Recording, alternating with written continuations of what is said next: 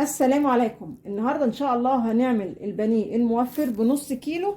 هنوصله لكيلو بانيه بطريقه موفره والنتيجه بتبقى حلوه قوي. زي ما انتم شايفين عملنا 12 قرص بانيه بالطريقه الجميله اللي انتم شايفينها دي.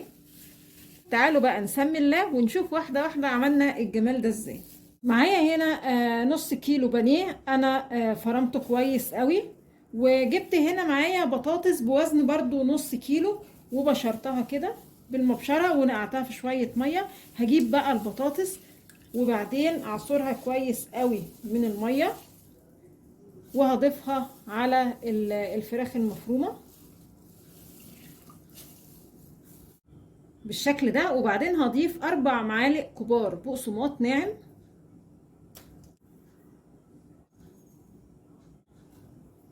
وبعدين ضيفي بقى التوابل اللي بتحبيها. انا حطيت هنا معلقه بصل بودر وشويه فلفل اسمر ومعلقه بابريكا والملح حسب ما تحبي،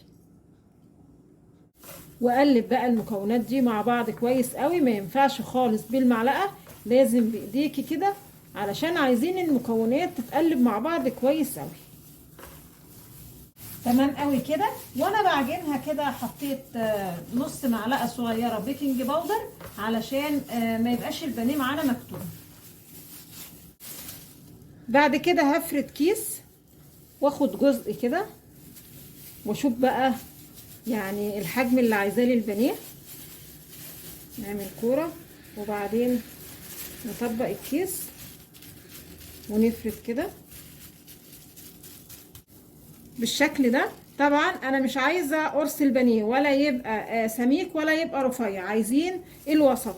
طبعا يعني مش ضروري تبقى دايره كامله لان البانيه بيبقى يعني باي شكل كده يجي معاكي، مش لازم تبقى شكل دايره بالظبط يعني.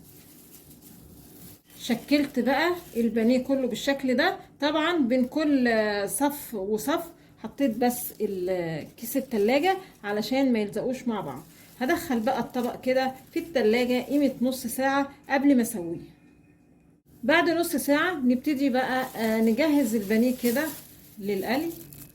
هجيب بقى معايا هنا طبقين، طبق فيه بيض بشوية فلفل اسمر وهربهم كويس قوي، والطبق التاني فيه بقسماط مطحون او فيجيتار. هجيب بقى البانيه قرص قرص كده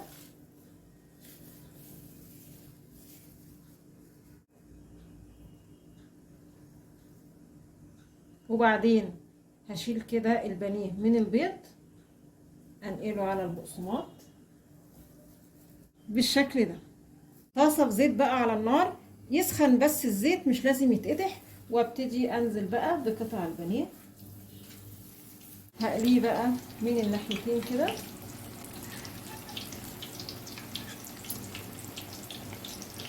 وده الشكل النهائي معانا للبانيه.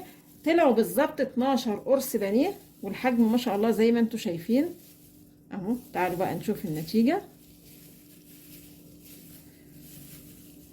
بصوا مستوي من جوه. طبعا سمك البانيه براحتك زي ما قلت لكم في الاول، عايزه بقى تعمليه يعني يبقى رفيع او سميك. انا عملت الطريقتين والطريقتين ما شاء الله طالعين حلو قوي. طبعا عايزه اقول لكم هو طعم البطاطس بيبقى باين في البانيه، بس مش الطعم اللي هو ايه المقزز او تبقي متضايقه، لا برضو بتحسي بطعم البانيه. وعايزه اقول لكم كمان واحنا بنتعامل مع البانيه سواء بنشكله او بنقليه يبقى بالراحه كده، لانه برضو هو بانيه مفروم مش بانيه قطعه واحده، علشان يطلع معانا كده القرص كده ماسك نفسه. بصوا اهو، بصوا ماسك نفسه ولا مفتت ولا اي حاجه. اهم حاجه ان احنا نتعامل معاه في التشكيل او القليه بالراحه خالص. يا رب النهارده الوصفه تكون عجبكم، وانتظرونا ان شاء الله بفيديو جديد.